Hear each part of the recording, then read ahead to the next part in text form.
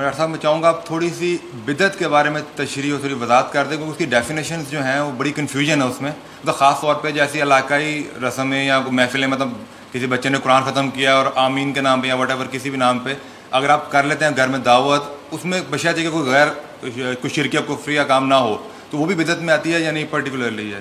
Otherwise generally. Thank you. ہو رہی ہے، اور یہ قرآن خوانی ہو رہی ہے، اور یہ 10واں ہو رہا ہے، اور یہ 40واں ہو رہا ہے، اور یہ برسی ہو رہی ہے، ان کا کوئی ثبوت نہیں ہے کتاب و سنت کے اندر، یہ بدعت ہو گئی. تو اسی طریقے سے بدعات ہیں. البتہ یہ ہے اب اسی طریقے سے ہمارے ہاں ایک نئی رسم چلی ہے، آپ یوم پیدائش منا رہے ہیں، سالگرہ کر رہے ہیں، یہ مغرب سے آئی ہوئی ہماری رسمیں ہیں، یہ کوئی صحابہ کرام سے حضور سے تو ثابت نہیں. تو ان چیزوں کے اندر بچنا چاہیے ان سے. البتہ یہ ہے کہ ایک ہے کہ جو سائنس کی ڈیولپمنٹ سے ہیں. اب کوئی کہتے ہیں صاحب پھر آپ ریل گاڑی میں سفر کیوں کرتے ہیں، وہ تو صحابہ کے اور حضور کے، یہ سائنس کی ترقی سے جو چیزیں آئی ہیں یہ بالکل دوسری چیزیں ہیں، ان میں ثواب کا معاملہ نہیں ہے. یہ تو آپ کی ایک ضرورت ہے جو پوری ہو رہی ہے. وہ آپ ہوائی جہاز میں سفر کریں، ٹرین میں سفر کریں، کار میں سفر کریں، یہ جدید ترقیات ہیں، ان سے فائدہ اٹھانا ہے اور ان کو استعمال کرنا ہے. تو یہ اور بات ہے. لیکن دین میں کوئی نئی چیز جو حضور اور صحابہ سے ثابت نہ ہو اور اس کو آپ حصول ثواب کی نیت سے کریں، وہ بدعت ہے. اب جیسے مثلا حضرت عمر رضی اللہ تعالیٰ عنہ نے اپنے قدم کو بدعت قرار دیا. آپ کو معلوم ہے کہ حضور کے زمانے میں تراویح کی نماز کا کوئی رواج نہیں تھا، حضرت ابو بکر کے دور میں بھی نہیں تھا، بلکہ یہ تھا کہ رات کو نماز نوافل ادا کرو اپنے اپنے طور پر، قیام اللیل اپنے اپنے طور پر. تو اس حوالے سے تراویح کی نماز کا جو ہے باجماعت یہ حضرت عمر نے کیا رضی اللہ تعالیٰ عنہ.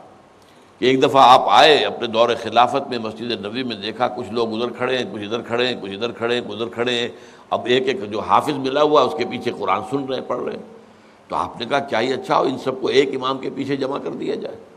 اچھا کوئی اول شب میں پڑھ رہے ہیں، کوئی دیر میں پڑھ رہے ہیں. حضور نے 3 دفعہ جماعت کرائی اس رمضان کی رات میں، تو وہ تہجد کے وقت کرائی ہے، وہ عشاء کے ساتھ نہیں، جو ہم تراویح کہتے ہیں کہ عشاء کے ساتھ ہی 20 رکعت ہم پڑھتے ہیں، یا اہل حدیث حضرات 8 رکعتیں پڑھتے ہیں. اس لیے کہ حضور نے تو صرف تہجد کی جگہ پر پڑھائی، تہجد کی 8 رکعتیں ہوتی تھی حضور کی، تو 8 رکعتیں آپ نے پڑھائی. لیکن یہ ہے کہ پھر حضرت عمر نے یہ فیصلہ کیا کہ اس طرح کر دیا جائے، اور اس کے بعد یہ ہوا کہ ایک امام ہے، سب لوگ سن رہے ہیں. اس کے بعد ایک دن کہیں آئے حضرت عمر، داخل ہوئے، دیکھا کہ ایک امام کے پیچھے پوری مسجد بھری ہوئی ہے، جماعت ہے، ہو رہی ہے. اور آپ نے کہا نعم البدعۃ ھذہ، یہ ایک اچھی بدعت ہے جو ہم نے شروع کی ہے. تو اس سے بدعت حسنہ کا لفظ عام طور پر لوگ لے لیتے ہیں، لیکن یہ واضح رہے کہ یہ حق جو ہے یہ خلیفۃ المسلمین کو تو حاصل تھا. یہ نہیں ہے کہ ہر شخص اس طرح کی نئی بدعت ایجاد کر لے اور کہے یہ بھی اچھی بدعت ہے، بدعت حسنہ ہے. اگر ہم اذان سے پہلے یہ پڑھ دیتے ہیں، درود پڑھ دیتے ہیں، تو کیا برائی ہے اس میں؟ کوئی بری بات تو نہیں ہے درود پڑھنا. لیکن بھائی نہیں، یہ قرآن اور حدیث سے اور صحابہ کے عمل سے ثابت نہیں ہے، اس لیے یہ بدعت ہوگا.